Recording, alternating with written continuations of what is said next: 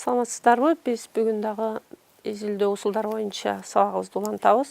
Биздин бүгүнкү темабыз изилдөө долбоорун түзүү деп аталат. Башкача айтканда, изилдөө башталардан мурда биз өзүбүздүн изилдөө планыбызды түзүп алышыбыз керек. Мына ошону кантип түзүү керек жөнүндө сөз кылабыз. Изилдөө планын түзүү бул ар кайсы тармактар кандай даярдалат. Мисалы үчүн этнографиялык изилдөөдө мунун дагы бир өзгөчөлүктөрү бар. Изилдөө долбоорун жазуудан мурда биз деген анын кайсы бөлүктөрдөн турарын аныктап алсак да, эң биринчи кезекте албетте изилдөөнүн темасын аныкташыбыз керек. Ал так аныкталып бүткөн тема болуш керек. Анан изилдөөгө коюлуучу суроо, же болбосо изилденүүчү суроо. Бул суроо өзү бир же эки суроодон турушу мүмкүн. Бул деген негизги борбордук суроо деп айтсак болот. Андан кийин изилдөөнүн теориялык базасы түзүлөт. Бул негизинен адабияттарды талдоо түрүндө көрүнөт да. Андан кийинки изилдөө усулдары. Биз кандай усулдарды колдонобуз, эмне үчүн бул усулдар ыңгайлуу? Жана ошол усулдарды колдонуп, мисалы үчүн эгерде биз интервьюну колдонсок, анда маалыматчыларды кантип тандайбыз, же өзүбүздүн изилдөө талаабызды кантип тандайбыз, ушулар жөнүндө маалымат түзүшүбүз керек. Андан кийин албетте эгерде биз интервьюларды колдонсок, анда ошол интервьюларга суроолорду да кошуп түзүп кетишибиз керек.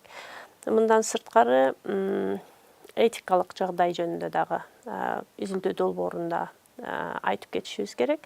Башкача айтканда, бизде күтүлбөгөн кандайдыр бир карама-каршылыктар болуп калса, биз аны кантип чечебиз, же алдын ала биз кандай кыйынчылыктарды, карама-каршылыктарды көрүп атабыз, ошолорду чечүүнүн жолдорун кантип издейбиз, же болбосо кантип ошол жолдорун чечүүнүн жолдорун кантип табабыз деген суроого жооп беришибиз керек. Мындан сырткары, ар бир изилдөөдө ошол изилдөөнүн ишенимдүүлүгү, анын ынанымдуулугу жөнүндө дагы сөз кылып кетишибиз керек. Эң биринчи нерсе бул долбоордо изилдөөнүн темасы. Изилдөөнүн темасын кантип тандайбыз? Бул үчүн албетте ар бир киши өзүн кызыктырган маселелерден баштаса болот. Мисалы үчүн мен эмнеге кызыгам? Кандай азыркы коомдо талкууланып жаткан мүмкүн кээ бир маселелер бизди кызыктырып калышыбыз мүмкүн. Ал үчүн ар кандай теле, радио берүүлөрдөн же гезит журналдарда болуп аткан талкууларга көңүл бурсак болот.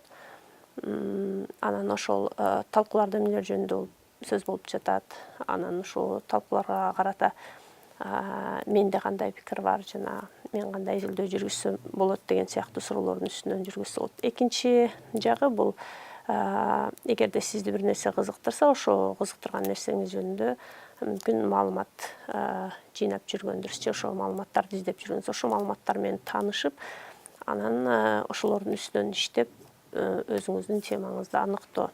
Андан сырткары, теманы аныктоо үчүн күнүмдүк турмуш, күнүмдүк жашоого көңүл буруп, кандайдыр ушул биздин айлана чөйрөбүздө жаңы нерселер болуп жатканына байкоо салышыбыз керек. Эгерде ошондой жаңы нерселер байкалса, аларды түшүнүүгө аракет кылуу дагы бул изилдөөгө жаңы темаларды табууга жардам берет.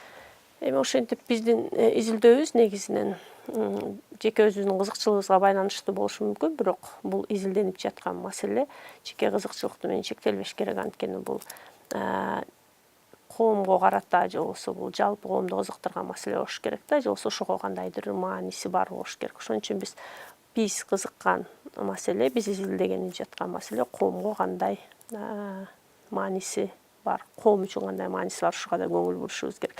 Себеби биз изилдөө долбоордун башында теманы айтып атканда, биздин изилдөөбүздүн мааниси, маанилүүлүгү жөнүндө да түшүндүрмө беребиз. Эми бул биринчи баскыч да. Экинчи баскычка келгенде, бул изилдөө албетте илимий изилдөө. Ошон үчүн биз илимий чөйрөдө ошол маселенин талкууланышына көңүл бурушубуз керек. Ал үчүн ошол темада болуп аткан илимий талкуулар, же ошол темада жазылып жаткан илимий макалалар, эмгектер менен таанышып, же болбосо ошол темага байланыштуу ар кандай курстар окулуп жатса, сиз эгерде окуган жайда, анда ошол курстарга барып катышып, ошол маселени талкуулоодо илимде кандайдыр бир жаңы нерселер болуп атканына көңүл бурушубуз керек. Андан кийин ошо кызыкчылыгыбызды аныктап алгандан кийин илимпоздор менен, мисалы үчүн бизди окуткан мугалимдер, ошол окуучуларда профессорлор менен ошол тармакта иштеген же ошол теманы изилдеген кишилер менен жолугуп, анан ошолор менен талкуу жүргүзүп дагы өзүбүздүн темаларды аныктасак болот. Бул изилдөө темасын аныктоо. Экинчи нерсе, изилдөө долбоорунда биз дайыма эмне үчүн бул изилдөө темасы актуалдуу же маанилүүлүгүн түшүндүрүшүбүз керек. Ал үчүн албетте эң биринчи кезекте изилдөөчү ошол тема боюнча изилденип жаткан эмгектер менен тааныш болуп, теориялар менен тааныш болуш керек. Жана деги эле ушул коомдо анын маанилүүлүгүн түшүндүрүп бериш керек да, эмне үчүн бүгүн бул изилдөө маанилүү экендигин. Бул экинчи баскычтын башталышына жардам берет. Башкача айтканда, биз өзүбүздүн изилдөөнүн теориялык пайдубалын түзүшүбүз керек. Бул изилдөө долбоорунун экинчи бөлүгү. Бул жерде эң биринчи кезекте теория деген сөздү түшүнүшүбүз керек. Теория деп биз кандай айтабыз, анын кандай түрлөрү бар? Теориялык пайдубал деп биз илимий, биздин эмгегибиздин илимий пайдубалын же илимий кандай десем, илимий пайдубалын түшүнөбүз да. Мындайча айтканда, теорияларды эгерде карап көрсөк, ар кандай теориялар бар да, мисалы үчүн аныктама теориялары бар, интерпретативдик теориялар бар, же болбосо формалдуу деген теориялар бар. Ошол теориялардын кайсынысын колдонобуз? Мисалы үчүн биздин изилдөөбүз, этнографиялык, антропологиялык изилдөөлөр көбүнчө сапаттык изилдөөлөрдүн түрүнө кирип кетет да. Биз анда деген мындай бир чоң абстрактуу жалпылоолорго деле барбайбыз. Негизинен чоң абстрактуу жалпылоолорго чейин андай иштер аткарылбайт. Негизинен жеке бир мындай чектелген бир аймакта өткөн изилдөөнүн негизинде, ошо жеке көрүнүштөрдүн негизинде жыйынтыктарды чыгарабыз. Ошондо биз айтып аткан теориялардын түрлөрүнө кыскача токтолсок, аныктама теориясы, бул грант theory деп коет. Аныктама теориясы. Бул аныктама теориясыны көбүнчө сандык усулдар менен изилдеген изилдөөлөрдө кеңири колдонулат. Анткени анын негизги максаты болуп кеңири жалпылоону жүргүзүп, анан бир нерсени алдын ала айтуу максатында жасалат да. Ошон үчүн бул деген кеңири аймакта жүргүзүлүп, кеңири жалпылоолорго жетүү максатында аткарылат.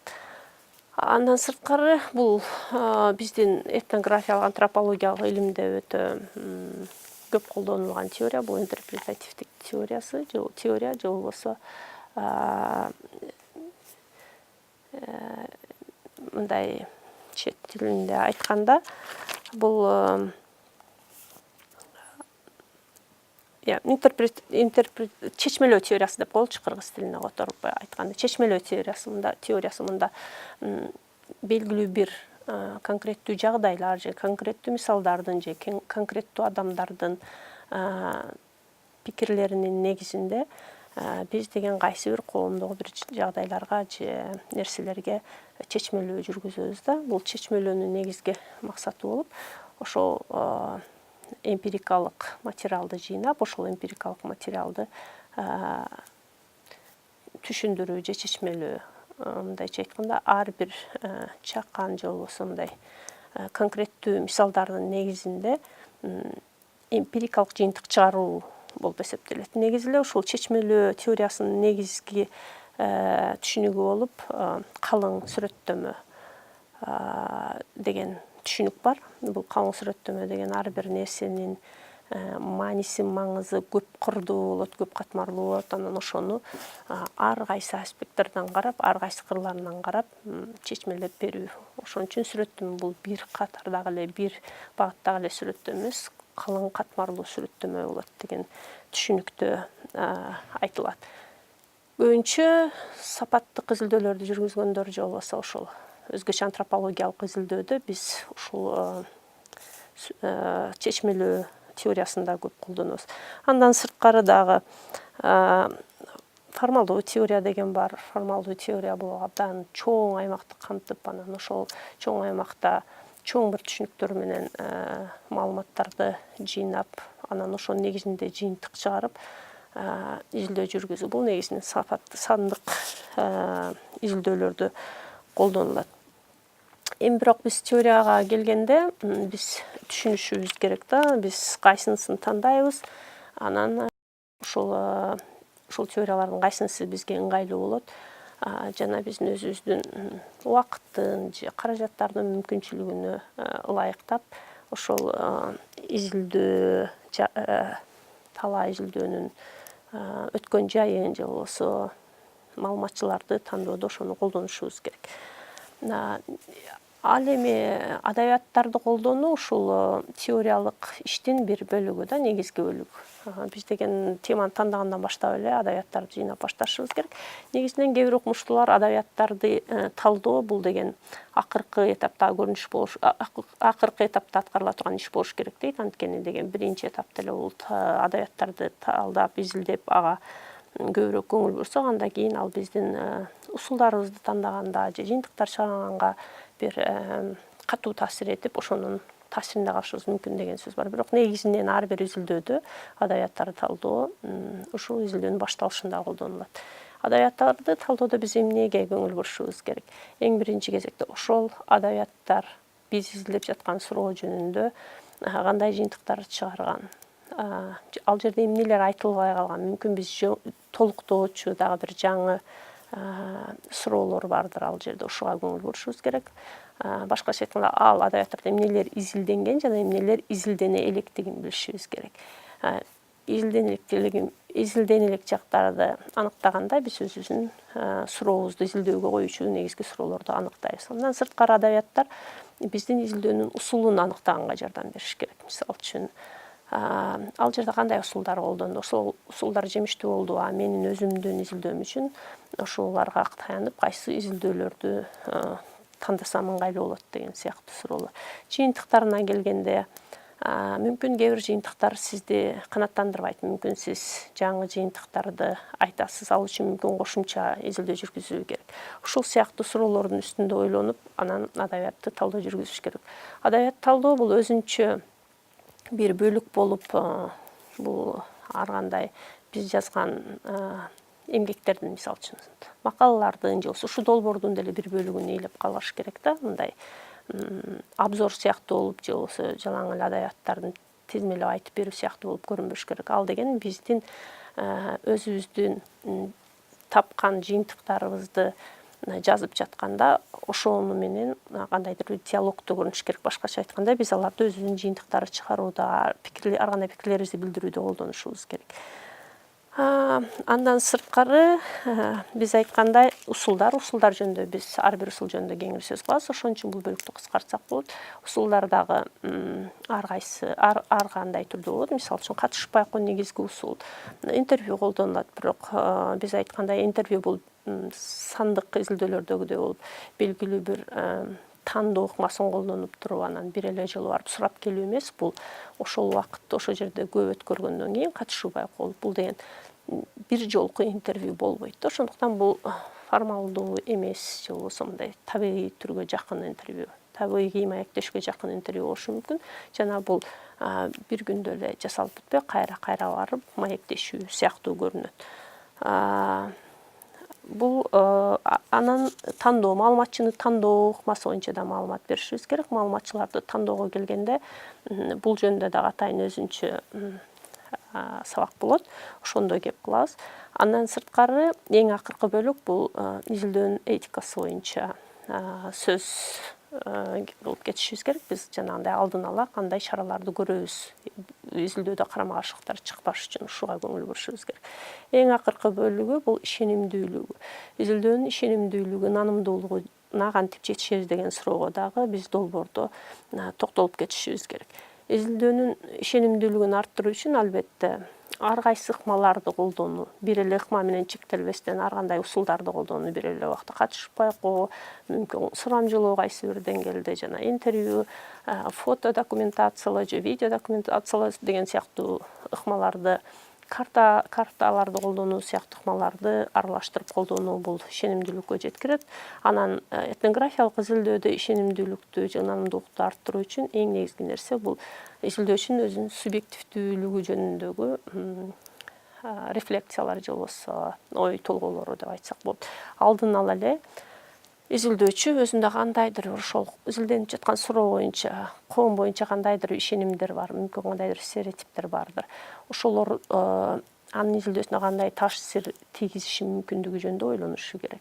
Экинчи жагынан дайыма эле мындай типтүү көрүнүштөрдү да издеш керек албетте. Типтүү мисалдарды, типтүү жагдайларды, типтүү көрүнүштөрдү тандаш керек. Бирок ошол эле убакта типтүү эмес, адаттан сырткаркы же ошол нерсеге, ошол коомго мисалы үчүн же ошол көрүнүшкө дал келбеген, ага тескери келген, карама-каршы келген нерселерди да карап, алардын эмне үчүн мындай болуп жатканын түшүнүүгө аракет кылыш керек. Бул дагы албетте ынанымдуулукту арттырганга жардам берет. Анан дагы бир негизги нерсе ынанымдуулукту арттыруу үчүн ошол изилденип жаткан топтун өзүн катыштыруу керек жыйынтыктарды жазганда. Мисалы үчүн биз кандайдыр бир жыйынтыктарды чыгарганда же жөн эле интервьюсун жазып алгандан кийин ошолордун айткан пикири туура чагылдырылдыбы, ушул жөнүндө алар менен маалыматты бөлүшүп, алардан кеңеш сураш керек. Андан сырткары бул изилдөө жыйынтыгы чыгаргандан